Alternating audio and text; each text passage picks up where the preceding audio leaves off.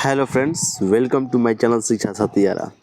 दोस्त, SSDD exam 2025 12 फरवरी का first shift वाला एग्ज़ाम समाप्त हो चुका है और हमें छात्रों ने कुछ प्रश्न भेजे हैं, सभी प्रश्न नहीं भेजे हैं। जो भी भेजे हैं उनका सही एनालिसिस करते हैं हम लोग दोस्त। तो चलिए बढ़ते हैं पहले क्वेश्चन की ओर। और हाँ दोस्तों, अगर आने वाले डेट्स पर भी आपका एग्ज़ाम है तो आप इस नंबर पर क्वेश्चन को रियल सेंड कर सकते हैं, ठीक है। देखिए दोस्त, पहला क्वेश्चन जो आपके एग्जाम में आया था वह है, रोजगार और कृषि पर जोर देने वाली पंचवर्षीय योजना कौन सी थी। तो आपका सही आंसर हो जाएगा दोस्त पांचवी और तीसरी, ठीक है। यहाँ पर तीसरी आंसर हो जाएगा। देखिए, पांचवी संबंधित कुछ फैक्ट्स जान लेते हैं जो आपके एग्जाम में, आने वाले एग्जाम में पूछ सकता है। यह योजना 1974 से 78 ईस्वी तक चला था। पंचवर्षीय योजना जो था 1974 से 78 तक चला था। इस योजना का रोजगार, गरीब उन्मूलन और न्याय पर जोर दिया गया था। इस योजना में कृषि उत्पादन, रक्षा में आत्मनिर्भर पर भी ध्यान दिया गया था। क्वेश्चन अगला देखते हैं दोस्त। क्वेश्चन अगला है, कौन सी पंचवर्षीय योजना औद्योगिक विकास पर केंद्रित थी। तो आपका सही आंसर होगा दोस्त द्वितीय पंचवर्षीय योजना, ठीक है।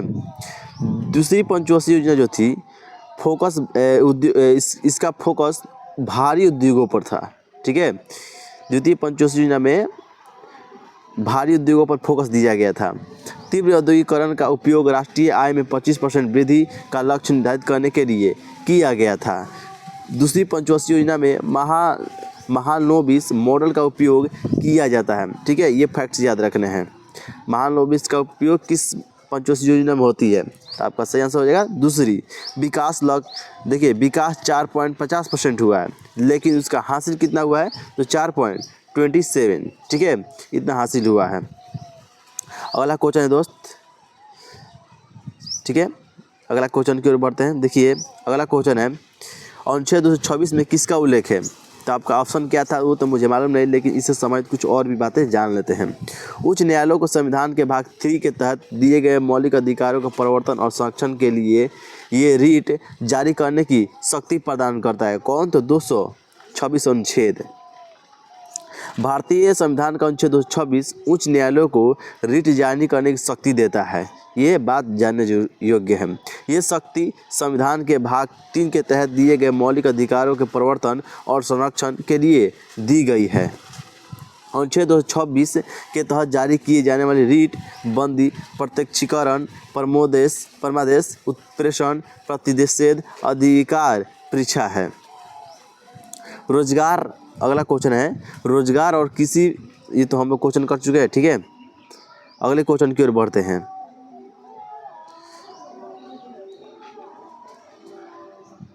अगला क्वेश्चन है दोस्त, 2023 में महात्मा गांधी जी की कौन सी जयंती मनाई गई थी। 2023 में महात्मा गांधी जी की कौन सी जयंती मनाई गई थी। तो आपका सही आंसर हो जाएगा दोस्त 154वीं जयंती। और भी महात्मा गांधी के बारे में कुछ फैक्ट जान लेते हैं। 2 अक्टूबर 2023 को महात्मा गांधी की 154वीं जयंती थी। कब? 2 अक्टूबर 2023 को, ठीक है। महात्मा गांधी का जन्म 2 अक्टूबर 1869 में गुजरात के पोरबंदर में हुआ था। नेताजी सुभाष चंद्र बोस ने पहली बार इन्हें राष्ट्रपिता कहकर पुकारे थे, ठीक है, father of nation. Mahatma Gandhi का पूरा नाम क्या है? तो मोहनदास करमचंद गांधी। गांधी जी की मृत्यु कब हुई थी? 30 जनवरी 1948 में हुई थी, ठीक है। कब? और भी बातें जानते हैं। नेताजी सुभाष चंद्र बोस ने पहली बार राष्ट्रपति कहकर पुकारा था, ये तो आप लोग भाई जानते हैं। और इनकी मृत्यु कब हुई थी? इनकी मृत्यु हुई थी 30 जनवरी 1948 को हुई थी, ठीक है। आगे देखते हैं। गांधी जी अफ्रीका और भारत की आज़ादी के लिए किए गए आंदोलन और योगदान को देखते हुए संयुक्त राष्ट्र 1915 जून 2007 को अंतर्राष्ट्रीय अहिंसा दिवस के रूप में मनाने की फैसला किया। महात्मा गांधी ने 1930 में दांडी मार्च, तो वही 1942 में भारत छोड़ो आंदोलन का नेतृत्व किया। 1930 में दांडी मार्च, 1942 में भारत छोड़ो आंदोलन, ठीक है। अगला क्वेश्चन है जो आपके एग्जाम में आया था, उस्ताद जाकिर हुसैन का संबंध कौन से घराने से था। तो आपका सही आंसर हो जाएगा पंजाब घराने से। कुछ बातें जान लेते हैं इनके बारे में। उस्ताद अल्लाह रखा एक प्रसिद्ध तबला वादक थे। हो सकता है कि एग्जाम में पूछ दे कि जो उस्ताद उस्ताद अल्लाह खां थे वो किस वादक से संबंध रखते हैं? तो आपका सही आंसर हो जाएगा तबला। ठीक है, उस्ताद अल्लाह खां रखा पटियाला घराने के अधिक अली खां के तहत स्वर और राग विद्या का अध्ययन किया। उन्होंने 1977 में पद्मश्री, ठीक है, 1977 में पद्मश्री, 1982 में संगीत नाटक अकादमी पुरस्कार से सम्मानित किया गया है। उन्हें 29 अप्रैल 2014 को उन्हें उनके 95 जन्मदिन के अवसर पर एक गूगल डूडल में भी चित्रित किया गया था। ठीक है, जाकिर हुसैन उस्ताद अल्लाह रखा के सबसे बड़े बेटे हैं। जाकिर हुसैन को कई प्रतिष्ठित पुरस्कारों से सम्मानित किया गया है, जैसे पद्म श्री 1988 में, पद्म भूषण 2002 में, पद्म विभूषण 2023 में, संगीत नाटक अकादमी पुरस्कार 1990 में और फेलोशिप जो 2018 में, ठीक है, 2018 में।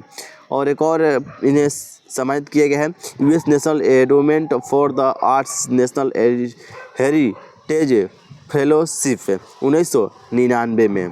अगला क्वेश्चन जो आपके एग्जाम में पूछा था, लाडो लाली लोक कला किस जनजाति द्वारा किया जाता है? तो आपका सही आंसर हो जाएगा संताली जनजाति द्वारा। ठीक है, कुछ बातें जान लेते हैं। लाडो लाली लोक कला विशेष रूप से संताली जनजाति द्वारा किया जाता है। यह कला मुख्य रूप से झारखंड, पश्चिम बंगाल, उड़ीसा और बिहार आदिवासी क्षेत्रों में पाई जाती है। लाडो लाली एक प्रकार का क्या है? एक प्रकार की पारंपरिक कला है जिसमें ताम्र धातु, लकड़ी और अन्य प्राकृतिक सामग्री से सजावट और मूर्तियाँ बनाई जाती हैं।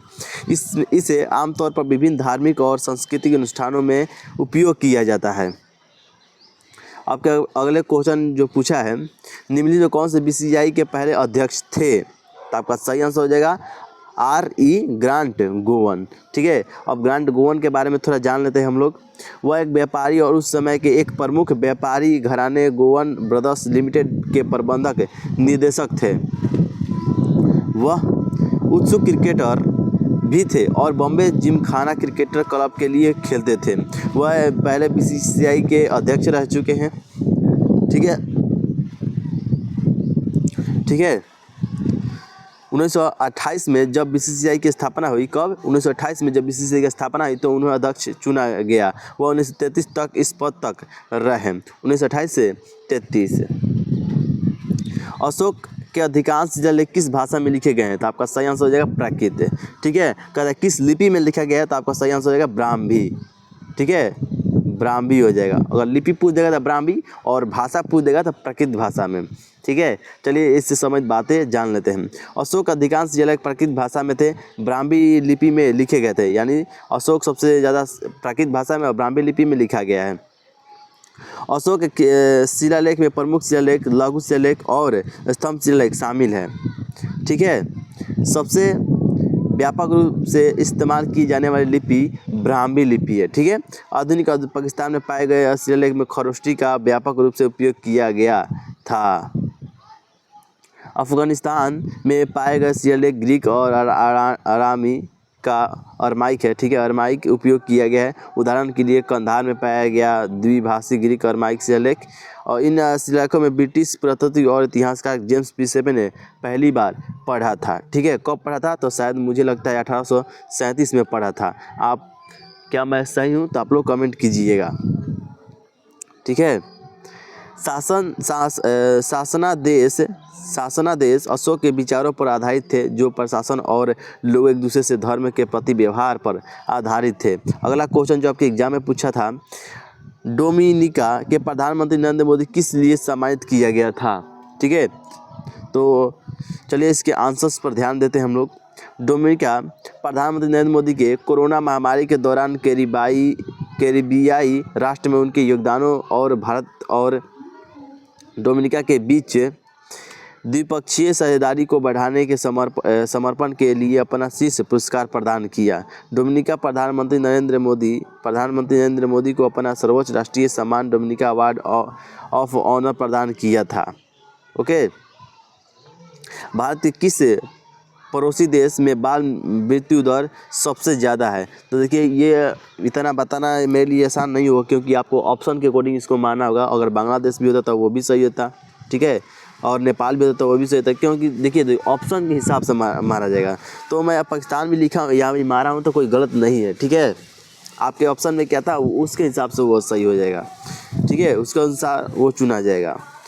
तो अगला क्वेश्चन है दोस्त, जीएसटी संविधान के किस संशोधन अधिनियम द्वारा पेश किया गया था? तो आपके 101वें, ठीक है। जीएसटी को 2016 के 101वें संशोधन अधिनियम के रूप में पारित किया गया था। जीएसटी यानी इसका फुल फॉर्म जो होता है गुड्स एंड सर्विसेज टैक्स, पूरे भारत में वस्तु और सेवाओं के निर्माण, बिक्री और खपत पर एक व्यापक अप्रत्यक्ष कर है। जीएसटी के 4 बुनियादी दर संरचना है, 5%, 12%, 18% एंड 28%। जीएसटी बिल राज्यसभा द्वारा 3 अगस्त 2016 को पारित किया गया था। जीएसटी बिल लोकसभा द्वारा 8 अगस्त 2016 को पारित किया गया था, ठीक है। 8 अगस्त 2016 को राष्ट्रपति द्वारा जीएसटी बिल पर हस्ताक्षर किए गए थे। 1 जुलाई 2017 से जीएसटी लागू हुआ है। कब? 1 जुलाई 2017 से जीएसटी लागू हुआ है, ठीक है।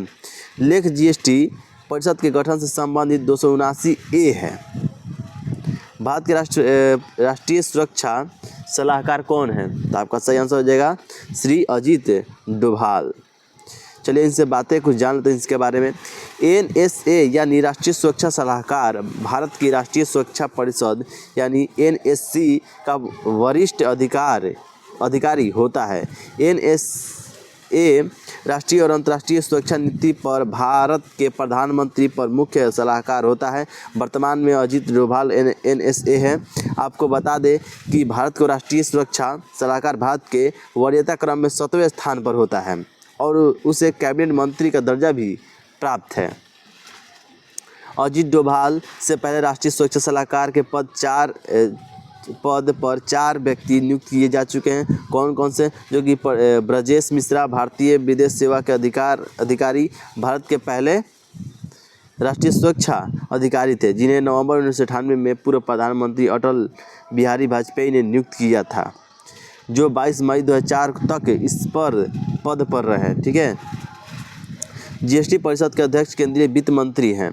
जीएसटी परिषद के पहले अध्यक्ष अरुण जेटली हैं, ठीक है। ये सब चीज़ें याद रखने होंगे आपको। जीएसटी की अवधारणा को पहली बार 2005 में पी चिदम्बरम द्वारा संसद में प्रस्तुत किया गया था। भारत ने दोपहर जीएसटी के कनाडाई मॉडल को चुना है। अगला है जीएसटी लागू करने वाला पहला देश 1954 में फ्रांस है, यानी फ्रांस है। जीएसटी लागू करने वाला पहला देश फ्रांस है। कब? 1954 में, ठीक है दोस्त। इतना ही प्रश्न में मिले थे, जो कि सारे प्रश्न रियल और ऑथेंटिक है। अगर आप लोग को काफ़ी अच्छी लग रही हो तो प्लीज़ चैनल को सब्सक्राइब कीजिए, वीडियो को लाइक कीजिए और शेयर कीजिए। जय हिंद दोस्त, मिलते हैं नेक्स्ट एनालिसिस में।